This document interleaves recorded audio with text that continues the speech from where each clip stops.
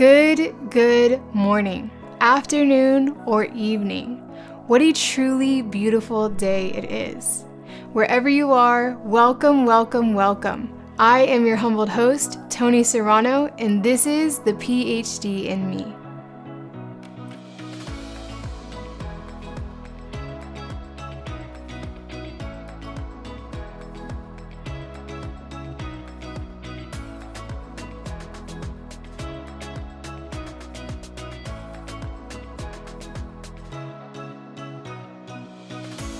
Welcome back, friends. This is the Ph.D. in me podcast. With every episode, you will grow closer to who you are, reveal your authentic self, and build trust to know you got this. So, last week, we talked about how to turn your experience into wisdom. It's one thing to know and something entirely different to do.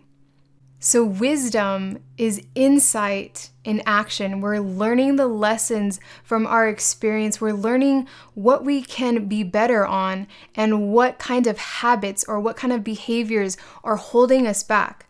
And once we add the lesson and the wisdom comes into play where we take that action to pivot, to move in a direction that's going to support our highest self, that's going to support who we are, and help us live a meaningful life. So today's episode, we are talking about how to confront your thoughts. And I really hesitate to use the word confront.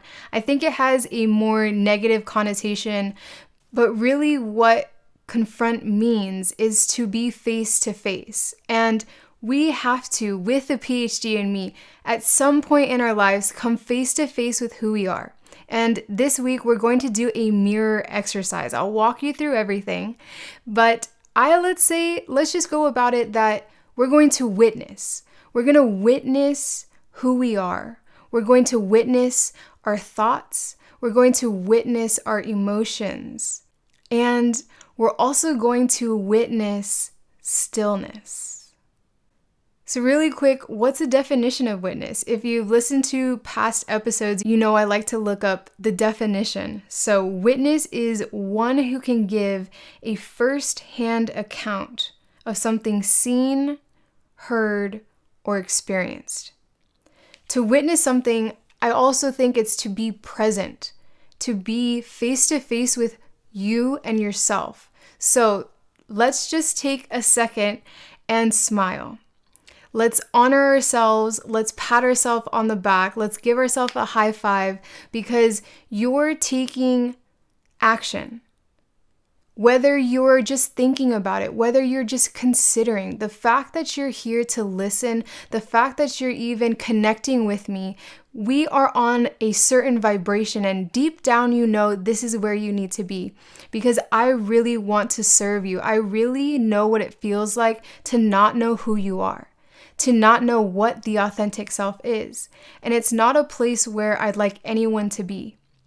But the truth is, when it comes to life, is that we have to confront ourselves or witness ourselves at some point in our life. So why not witness ourselves when we come from a place of love, when we come from a place where we can smile about life, where we're not forced to, because the truth is that some people actually go their whole life and never know who they are. Some people go through their whole life and they pass on and they don't know who their authentic self was. They didn't live a life of meaning.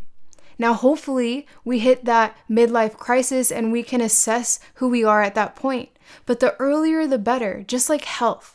It's easier to stay healthy than it is to get healthy. So when you build those habits for success, they become second nature. Not so much effort, not so much energy. They become graceful. They become easy. And with the Ph.D. in me, I want you to know that with help, with support, with tools, with insight, with love, with community, it doesn't have to be challenging. It doesn't have to be something that you resist. It's something that you can embrace, that you can love yourself unconditionally throughout the process. And what we're here to do is lay that foundation. What is unconditional love? Who are you? And so today I want to introduce the mirror exercise. Yes, the mirror exercise.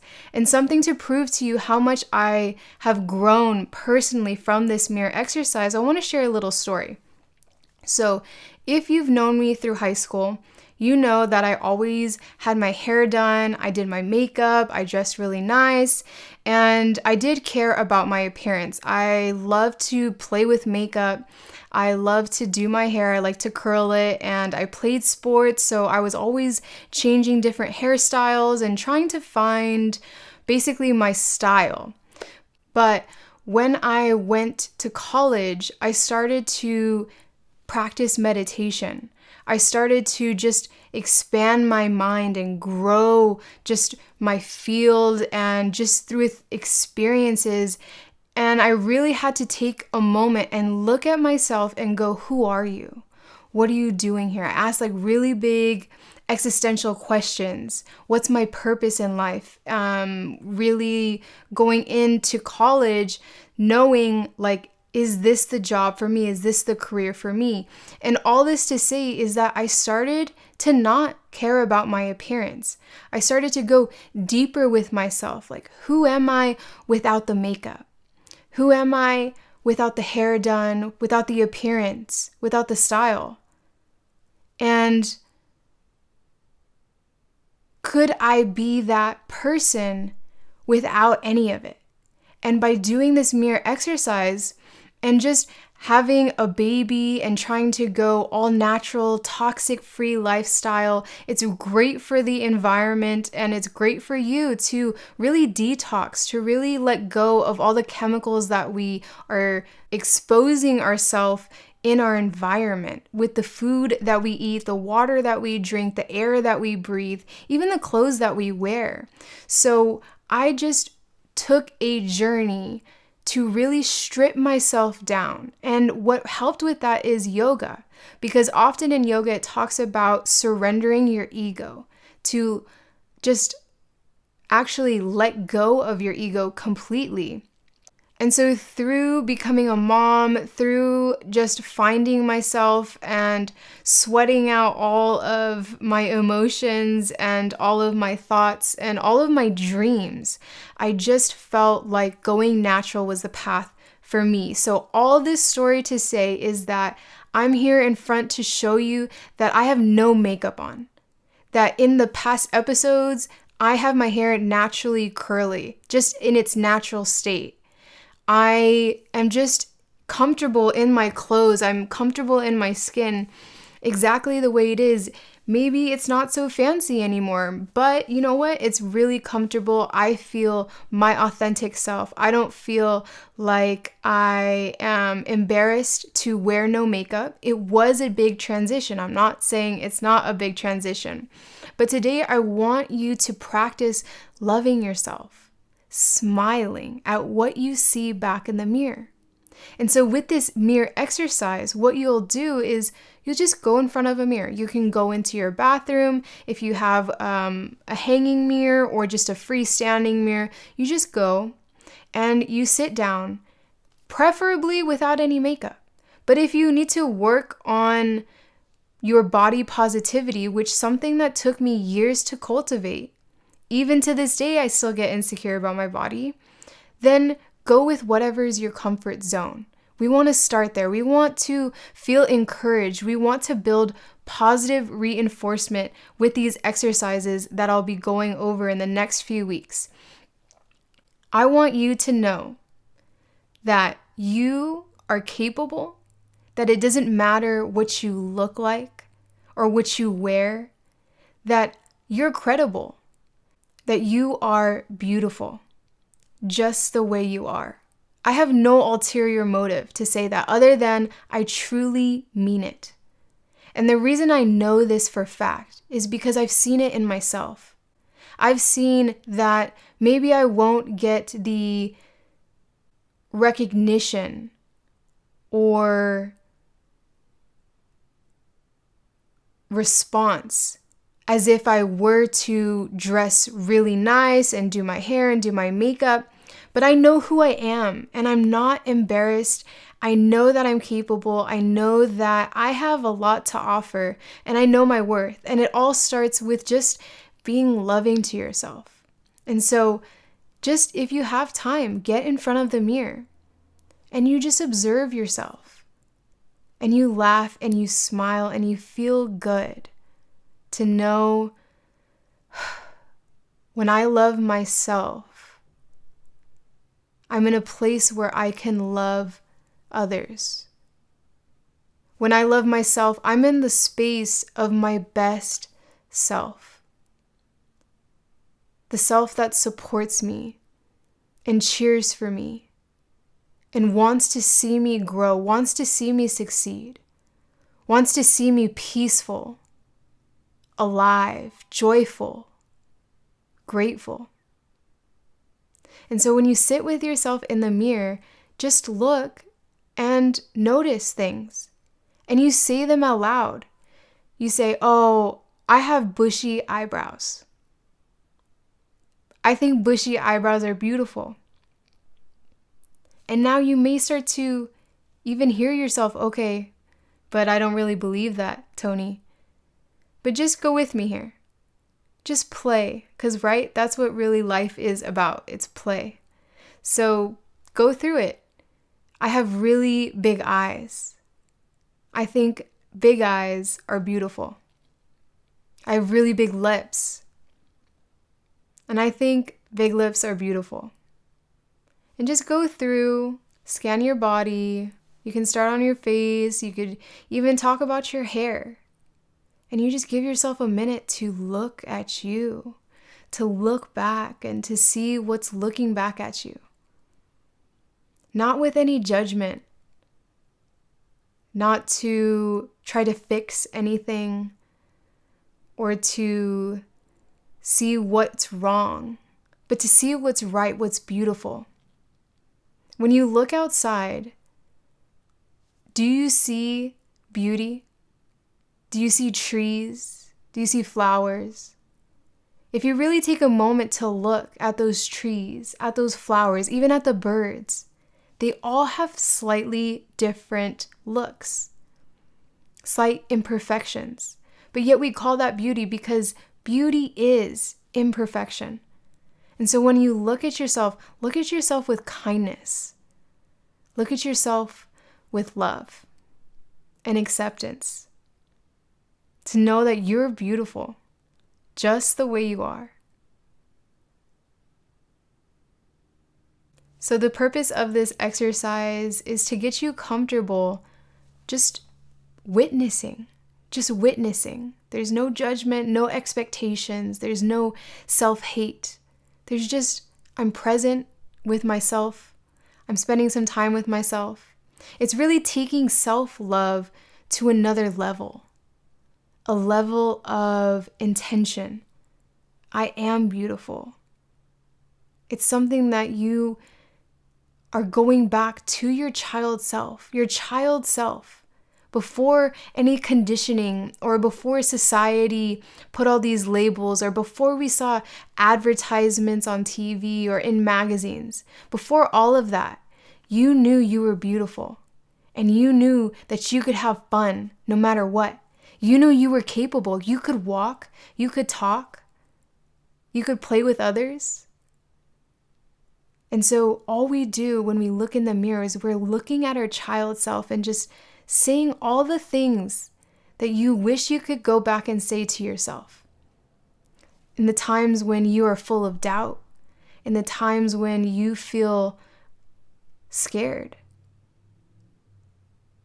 To be easy on yourself. To know that you really got this. That the doubt and that worry and the guilt and the shame and whatever we tell ourselves, the story that we tell ourselves of why we can't have what we want or why we're not where we need to be. When you can look at yourself from an unconditional love, like imagine yourself 10 years into the future. What will you look like? You will have wrinkles. You will age. Maybe you'll have gray hair. But you're so beautiful. You will be so wise. And the wisest thing you can do is to honor yourself. Why? Because the more that we honor ourselves, the more we can honor others. The more we show up for ourselves, the more we can show up for others. Whether you are smiling or not, other people can sense whether that's an authentic smile or that's a smile where, I'm just here to fake it to make it. But really, when you live a life of meaning, you're going, this is what I'm about. Not what I look like, not with the titles, not with the ego and the status. Like, who are you? And you look into the mirror and you just ask yourself, you just go, who are you? What are you about? Are you kind? Are you gentle? Are you caring? The answer to all of those is yes. Now, maybe, just maybe, you maybe don't portray that. It's one thing to know that it's within you, but it's one thing that the perception of others, and I talked about this last week, is to just ask for the feedback. Because what we present in our mind and how we come to other people, those can be imbalanced. And so the way that we can live our authentic self is to find out who we are and how do we appear to others. If you were to ask yourself, I am kind, do others think I'm kind? I am patient. Do others think I'm patient? And it might be a no. It might be a no. In order for you to grow closer to who you are, you have to have that humility to go, I'm not patient sometimes. But that doesn't mean that my impatience defines me. It is a quality that I have control over. There's so many things in the world today that we don't have control over. But the one thing we do have control over is what we tell ourselves. If we tell ourselves that, I'm so impatient and this is who I am, do you think you'll be able to change it?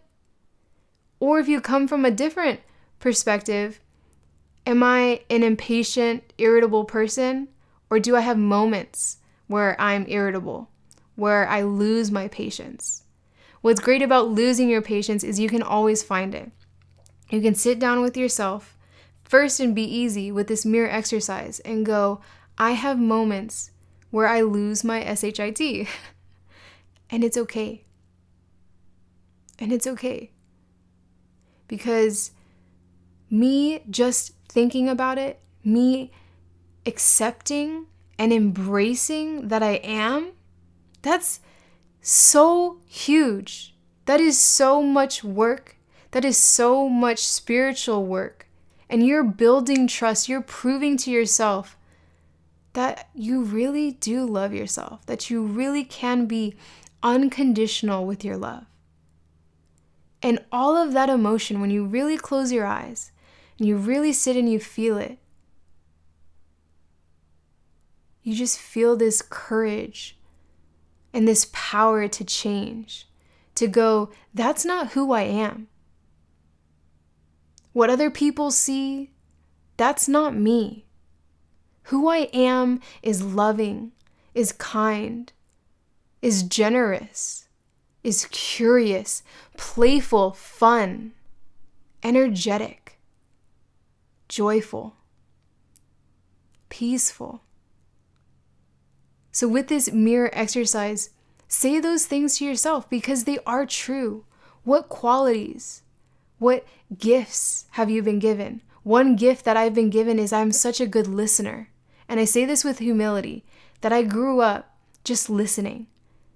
And it takes effort to develop your gifts. But aside from that, what are your gifts? What are your talents? Maybe it's organization. Maybe you're so good at planning, or so good at time management, or so good at just organizing your closet and staying clean. Cheer for yourself. Love on yourself. We don't love on ourselves enough. The reason I know this is because we don't love on other people enough. If we go to say church, and the theme is judgment. And we know deep down not to judge others, but yet we judge ourselves almost all the time. We judge ourselves, oh, you shouldn't have done that. Oh, that doesn't look good. Oh, you don't have time. You should have done this. And we go and go and go, go, go, go. But we have to sit down and love ourselves. We have to outweigh. That's what living a balanced life is if you're constantly telling yourself what you don't do, you're not going to be encouraged to do the things that you want to do, the things that are going to make you happy, the things that are going to have you live a meaningful life. We want to encourage ourselves, embrace ourselves, lean in, and even admit life's not where I want it to be. That's a big step. That's a big step that you need to celebrate. Celebrate your success. The fact that you're even here just to be present, celebrate. The fact that maybe you start to think about these thoughts, that you start to witness who you are, aside from the ego, aside from the money, aside from the titles. If all of those things were to disappear overnight, who are you deep down? What do you enjoy to do? What would you do if you had tomorrow off? How would you spend your time? I think sometimes the answer is, well, let's fill the space. So often, it's not that we don't have time for things, it's that we fill the space with things. I don't know if you share the same habit, is that whenever I move, I always start out with a really clean room. I let go of a lot of the things, but then by the time it's a year in, I fill the space with so much stuff. And the same thing happens with our time. We get free time throughout our day, but we want to distract ourselves. Maybe we're tired, or maybe we had a rough day, or maybe we just are habitual. It's just what we do. If we can break that pattern, if we can interrupt that pattern, then we can go, let's just take time to find stillness, to witness stillness.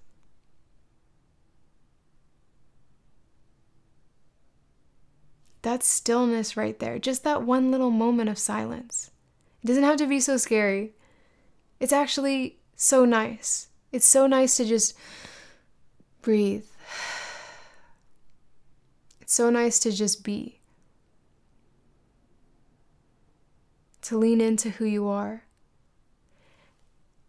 And to love yourself, even if you've gotten a little distracted, even if you've lost your way a little bit. You just sit down and you take a moment to connect with yourself, to get to know yourself. It may sound so silly, but just sitting in the mirror, smiling, making faces, making jokes that maybe you hold in. Maybe we're too serious and we just need to laugh a little bit more. Maybe just dance. Like, when's the last time you've danced?